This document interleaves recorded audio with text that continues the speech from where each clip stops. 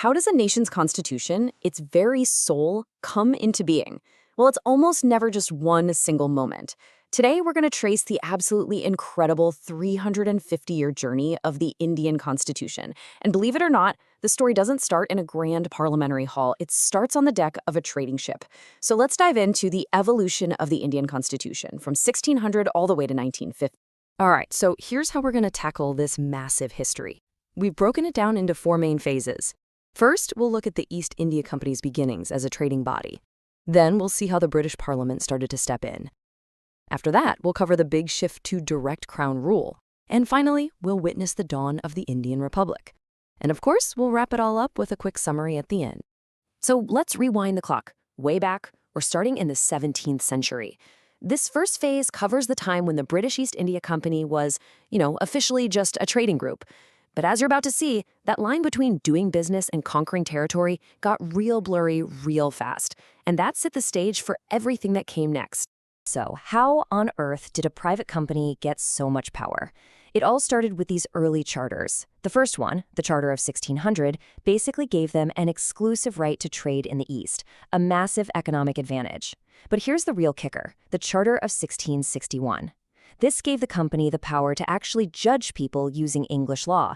I mean, think about that. This was the first major step in their transformation from simple merchants into rulers. Okay, so once you have legal power, what's next? Formal courts, of course. In 1726, mayor's courts were set up in the big trading hubs, and you could even appeal a case all the way back to London.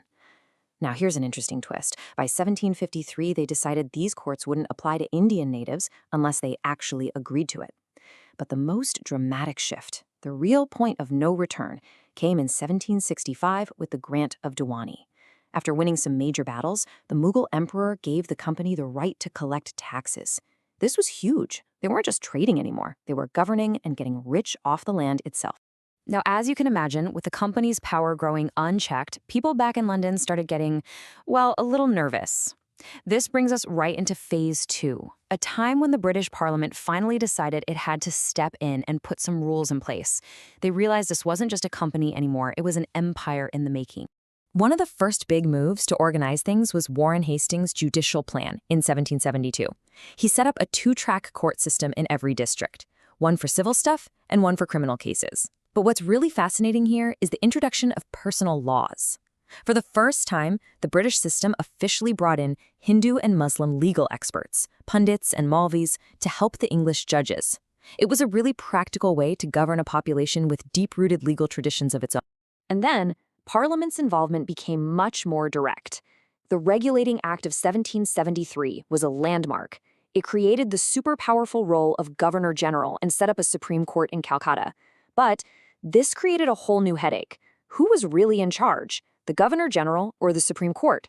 The constant fighting between them led to another law, the Act of Settlement in 1781, which was basically an attempt to draw a line in the sand and tell them to stay in their own lane. Now, to really see how this clash of power and law played out for real people, we have to look at a specific case. So in Section 4, we're going to dive into the trial of Raja Nand Kumar from 1775. It's a case so controversial that even today, many people call it a judicial murder.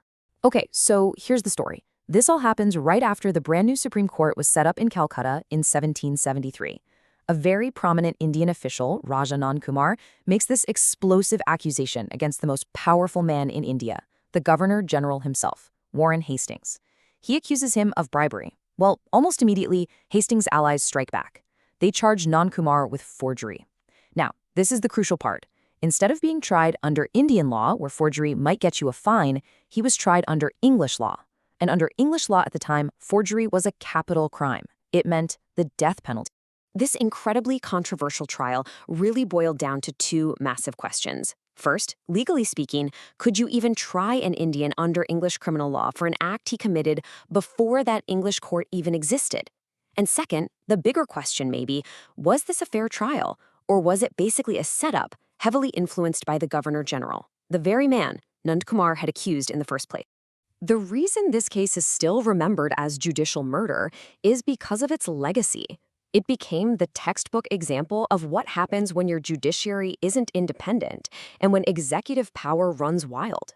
This trial became a key historical lesson, a powerful argument for why the separation of powers would have to be an absolutely non-negotiable principle in India's future constitution. The legal tinkering continued. The Cornwallis Code of 1793 was a pretty big deal because it brought in this idea of separation of powers. It said the guy who collects taxes shouldn't also be the judge. Makes sense, right? Then came the Charter Act of 1833. This one really centralized power, creating a single governor-general for all of British India, and, crucially, it set up the very first law commission to try and streamline all the different laws. Okay, so 1857. This year is a massive, massive turning point. The huge Indian rebellion completely shook the foundations of the company's rule. After the dust settled, the British government basically said, all right, that's it. We can't leave India in the hands of a company anymore. And this is the start of Phase 3, direct rule by the British Crown. The official handover happened with the Government of India Act of 1858, and it was decisive. The East India Company was completely abolished. Done. Finished. All of its territories and powers were transferred directly to the Queen.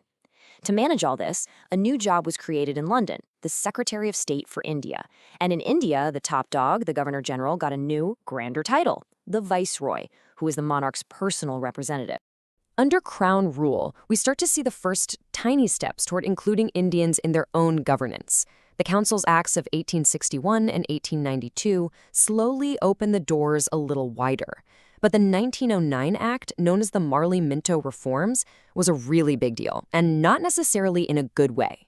It introduced something called the communal electorate, which created separate elections just for Muslims. This was incredibly controversial, and many people saw it as a classic divide-and-rule strategy. The next major experiment was the Government of India Act of 1919. It brought in this really complicated system called diarchy. So think of it like this. Provincial government was split in two. The really important stuff, like money and police, were reserve subjects, kept tightly under the control of the British governor.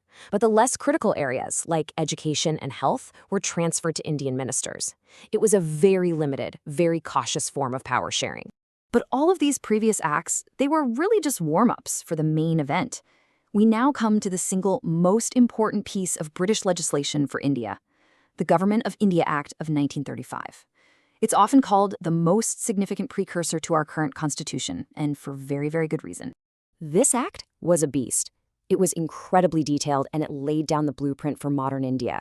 It formally proposed a federation of India, it got rid of that confusing diarchy system in the provinces, giving them more autonomy, and it set up institutions that are still central today, like the Supreme Court and the Reserve Bank of India. And here's the most crucial part. It created the three-list system for dividing powers: federal, provincial, and concurrent. That's a feature that was lifted almost exactly as is and put right into the Constitution of India.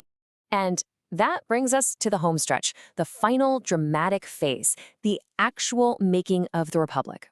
This decade, from 1940 to 1950, saw the final days of British rule and the absolutely monumental task of building a new, independent nation from the ground up.